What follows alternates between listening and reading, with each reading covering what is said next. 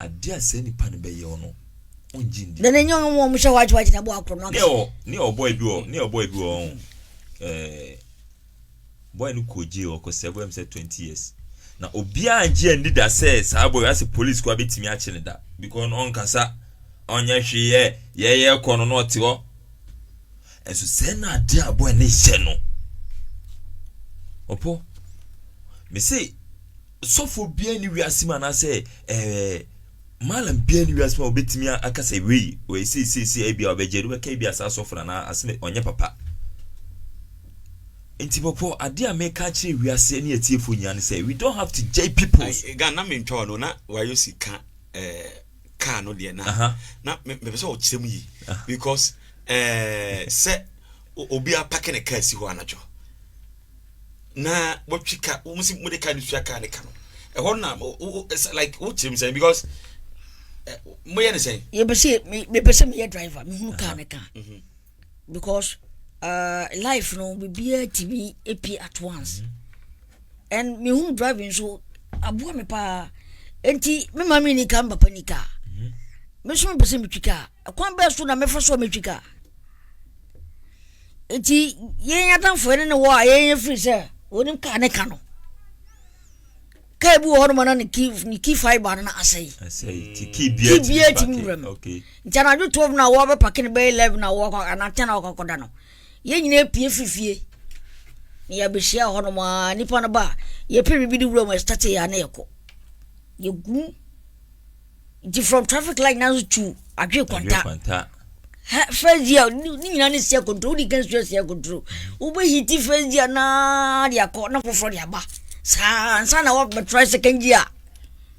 it be so 1 month no o de o say be fu oju petrol be ye o du petrol ye de o say wa yo ne nko for this one o wo di so akaka what am this driving it you know like me tia say enti obi say sofo say about for to me kana you know say na Wayoosi mu na na yesa be no de kana ko eti why na o ka street grow from me dey say na mumi na me grow because grow from pa dey I say ho honye hu dey ten say asofofo ho pa it like location obi a yeah not a big musician yeah na wo chirim but am so wan chirim ma na nsi because kwan ben na wutimi nya na nimadom because e do ba bi na say Kenya boso obia na one no yeah and the mention say and am say na me wo street ni so no and ye dey apart from ya for mu strong man me ni ani matata mu ana me no mu dia na me ne mpanfo no e dia bro more than normal omu na ye me mate am fancy na me no mu din komo pa but apart from mo no na me ni mpanfo budomu ni sankofo no e dia bro more tina adwene mu bie eti me ti salon Kenya ba be so riches ko na ho no God sa twa ho sia ba o mani ba ho no ma wuram gida Kenya nchen ufa ni panim why not menya sama menya befo mi wure ni panim meko ana wo tientia na enya sa ana ntimi bantu mu se ni beba menya mframa o mu se ni beba but ya wo kan nya na midie ba bia o pese o ko mi focus no ho na o ende ya wo ntimi stop me tibi ko ho wie no hu se no ase ba bia metimi awura na de mani adinti omu seru mi Guinness bi kasa me no no unim sa no nam se no so kiti biti an so mu se bo street dem obantima mu na ma full stage no my kon shimi na mic na o de to nyum no na ma to raps no so did they I'm going from Semi-Quashim, Machido, but money will be as a Kumkom Golf Park, maybe about a kick-off, with a no commentary. This is the big man strike kick-off. Yet they are grown as a so. Our group of so man to man, mark and console do pass yet fast and short. Oh, lights off. ECG, every boy, my motion now, Sudia, touch like defender, but defender, bet to the day. CC render, no retreat, no surrender. Masa, Tafende, yeah. Meba popo onya sure say my na twa anyu mi market aje me sam say na binya nam choma no na say usuan Yes, of course, because I'm a penasem. Wow. And also leading me and obi any Wayoosi. And doubt I won't go for Tim say I'm say a Jakun and man oh yeah Wayoosi no. I from Lord Kenya. Eti sabra na me hu Lord Kenya no so no am go school college of art. I drawing. And I'm kusuya me profession. Eti ho ana Jackson Kebentum be hu say me ni Kenya. I perform big stages no no. Many a day. Means because Osha crowd National Theatre another International Conference Center. Baby I'm Kenya Bosho dia ane adena. Te bibi o mu. Obetimi nti Jackson be me fi na me no kuri Medina town gunshots. Wow. Yeah, me ka tense ade na woni mu nyansa na. Sabi nya me from boni cheme. Wa no go for me kasa ne ma me bi nyina am tutu ma no. But papa na mpa ba. Ogun still bibi wo me mu a bitimi wura movie industry mo timi busan say on kan kire me ade na sinifo bia ya e chese me brasini mu a betimi aye bie because at time di na da sinifo so sinifo omo ye hianfo omo ye kwansapa ya say e din basa na de to omo nti won kire bibi no say ono so ma me sample say omo no mbo black stars first no ene omo ye bia te say ene yi asamonya nso omo ye bia te say nti no na me say no wakama 70 meti no 2 weeks no so no ba me fi. Wow. Jackson Kebentum. Yes, of course. And baby I go estate na meti no. Oh ba from point why you see junction ho na wo free ho na wo ba no. Me hu so na wo ba. Enti me pese me hu a dodge. Fi okra wo nwura no pie me sha se me ni ho. Enti oba bia no me hu no. Wo hu se car no so si wo pe no watwen. Because me ntimi mpie wa bra me car. Esifie tia what was anam dia hometie na me pieba sa 2 weeks ana odi mi ko twa me first movie e friend of ye eno mi ko share Santa onya no baby ko Judas kwame uson sa onya no baby ko Suzu Williams Master Richard Jojo Robinson sa sini na ye ja ko second movie a bi na ja ko kushia e ja ko second movie na ye me first movie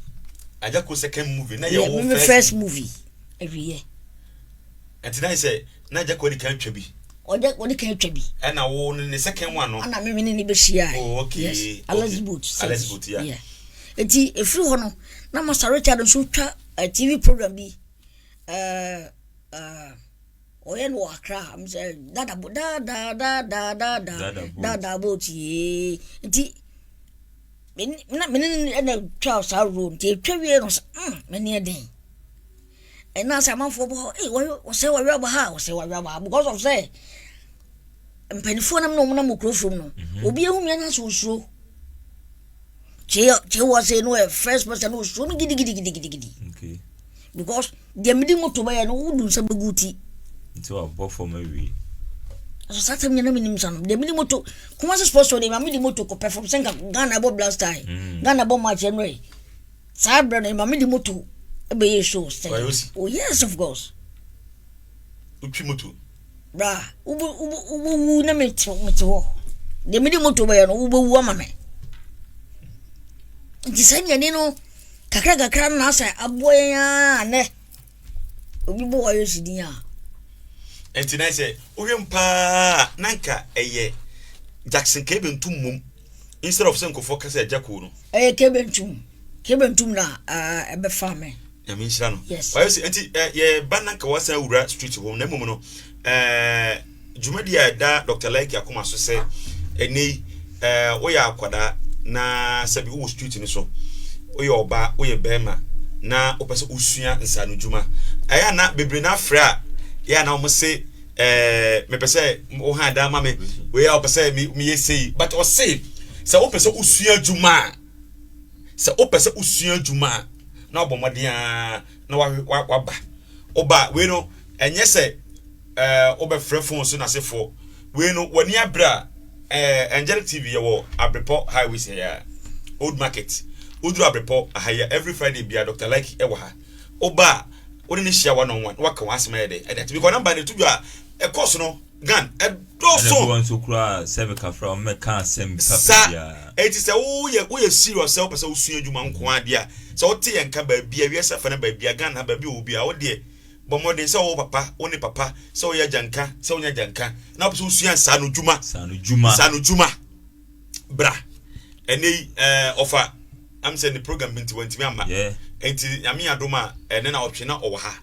na oba na do asma ba yede abetu nanim say me be say msua adwuma na ye mo nkofo bi abaso say dan na mo so boaye maami a owo abrepo ahaye she makeover last week the akraba akwakoma no nyami ya akra no so sie gba wo hosisi ya osua adwuma enti no she makeover ye chia wo ne workers ni nyina e won so no ade a oye no oye makeup etribo ade bia ema de omo na wadisi no eno ana musua no enti ono so yebeda na se na yada odifo George ase se ono so den nyina oracle papa wo kuma se kronom kwapra ono den nyina oboayen saa so ana efia yeti hai adwuma wura one na yire enei gan wayo se onim se yede ahaban ebo nipa ho ban ya obi boni to a enyi ahaban de biji ahaban di pa yes ana papa we ni na yere nso de nnua ene ahaban na ye adwuma enti se yare eti sen se doctor adikre so obiwu o de tonchia bra sempo o pese so bayifo how se wonim se Wayoosi etu ka na dwena wo si bayifo nya bayifo bra oba ade bi e ha se dai money mpacho tiemi yo se dai money se dai money oh yes dai money se awo se visa yankofo gigi ko ya nko a untimi nyi bi sempo aya awo sempo aya adwuma seye sika to nsam na ahye sempo o se wo de ufie je ayida ho ade we ka covenant kwa ne twie den apam bi da ho se me yesi efie yedi 20 years yewu yefie sikani ntimi ma ho yefie ade kese ade papa bia ma efie o de hwehwe angel lady ene ni kunu na power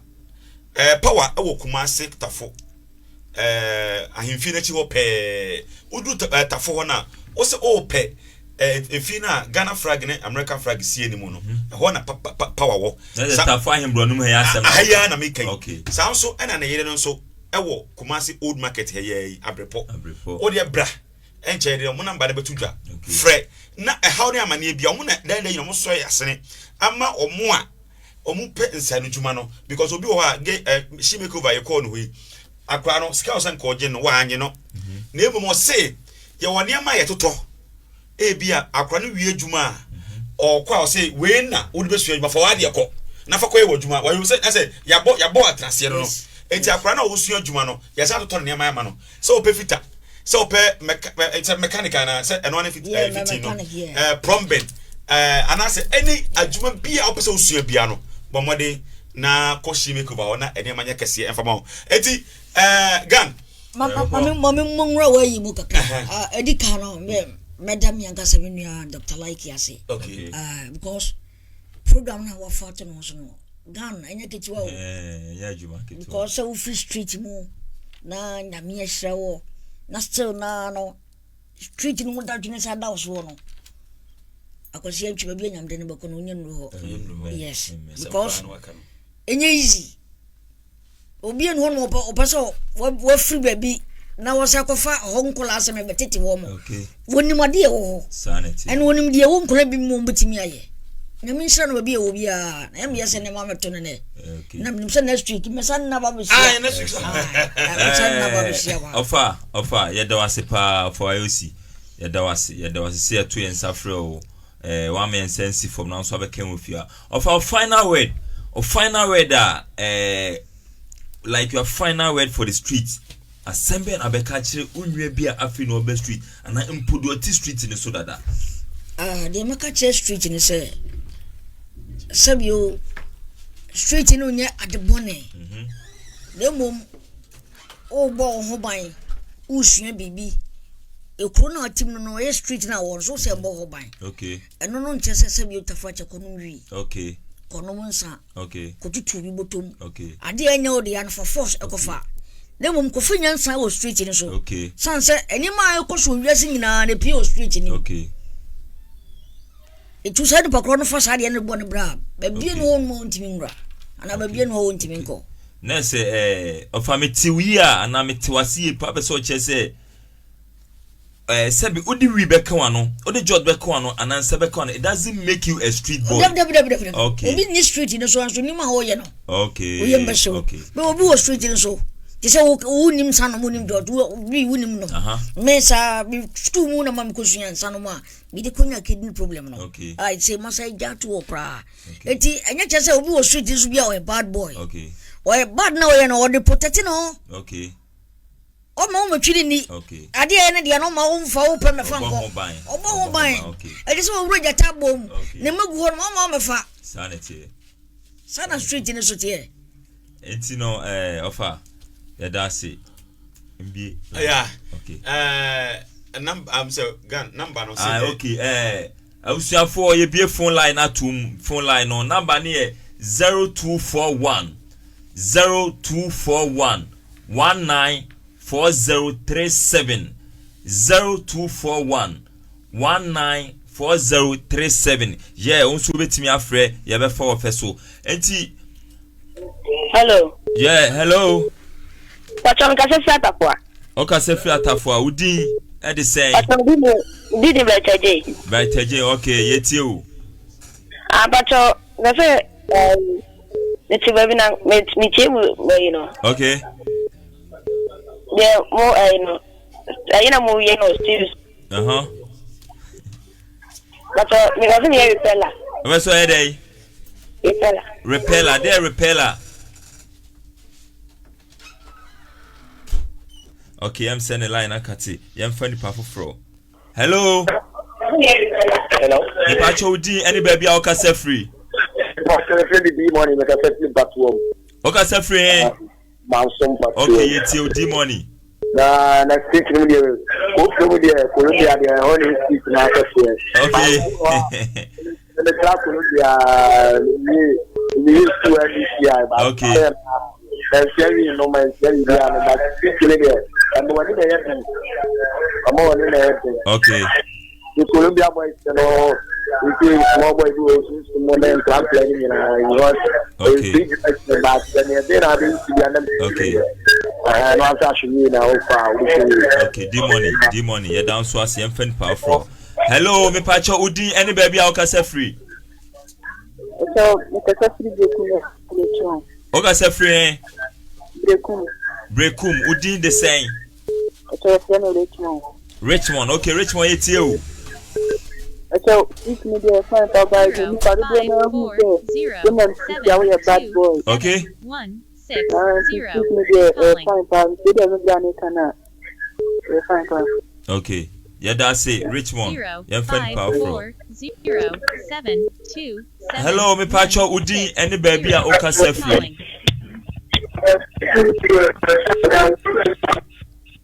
0540 okay yeah fan powerful I'm saying the line no enye me pacho udi any baby a okase free hello yeah fan powerful hello me pacho udi any baby a okase free Dada me kase free asante be fine me pacho udi ne saying FM Evans okay Evans man nko yetie o the pastor me dey say aduma obe so osu aduma okay aduma ben Evans the pastor me dey say weather obe so osu weather oso kase free asante be fine okay wadarma eya no afa number no afa pen for back door wadarma why number ya asante be kwai ho no obenya adwuma ni bi ho ana kuma so benya obi ncha betena na epebu ahama wanka den na beboa wo me pastor kuma so de ni mo bia o be ho na nkan be kwai ho na ho Mate ti anu afa pen for why but number ya ai me friend number ya me nyam pen for me pacho ane me pastor yo ya friend pa afro me pacho udin any baby akase free hello I'm so went me now so me kase free buakwa okase free buakwa udin no me din the bright udin the bright okay bright yetie o oh street ne de nyamia no nkro aya yedi ni na Okay. we shran onya ne kase ba Amen. menso ye frame menso mi di de lewen Okay. That's all about make it train or what? we sekalo me ba Lewen, okay. Okay, yeah, that was it. Yes, that's Lewen. Me pa cho udi any baby a kase free. Hello. Me pa cho udi ni baby a kase free. Me pacho your friend Adoma. Me kasa free. Kumase fad. Sister Adoma ya no apeja voice kakra ma e wadaroma. Me pacho yiti Sister Adoma. Latin pese me share adwuma. Pese usua adwuma, okay. Adwuma be na pese usua. Adepam, okay. Wadaroma eya no aba Angelic ewo Abrepo Highways. Old Market why? Okay.